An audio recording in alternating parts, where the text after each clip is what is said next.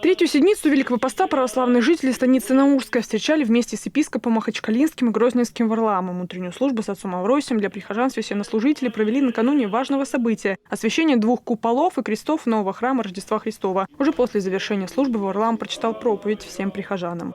Мы должны помнить, что ради нас снишедший Бог, Он придет нас судить. Он придет и спросит нас о наших делах, и сам Он об этом говорит. Когда я приду судить живых и мертвых, какие вопросы Он будет нам задавать? И эти вопросы, обратно же, братья и сестры, касаются любви к Богу и любви к ближним. Сегодня все православные строго держат Великий пост. Он закончится 12 апреля, когда христиане будут отмечать Пасху. В эти дни воздерживаются от мясных и молочных продуктов. Кушать можно только 1 раз в день, вечером. Боже, помощь мою во мне, Господи, помощи мне почися, да постыдятся и посрамятся ищущие душу мою, да возвратятся спят.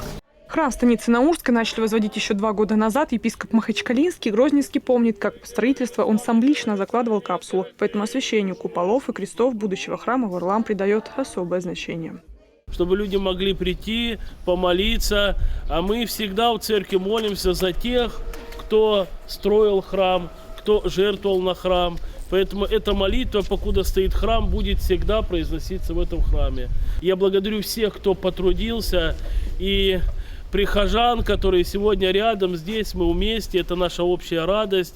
Конечно же, и главу республики благодарю. После молебна священнослужители вместе с гостями решили посмотреть, какие работы идут внутри храма. Сегодня строители возводят иконостас. О чем мечтают прихожане, так это о том, чтобы на нем сделали роспись, которая бы повествовала о жизни Иисуса Христа. У нас 2-й храм после Грозненского. Сейчас у нас на стадии завершения в Сунжинском районе. Отвод земли уже завершен в Шелковском районе. Всего их будет 4. По последним подсчетам, без статистических подтверждений, более 30 тысяч русскоязычного населения в республике.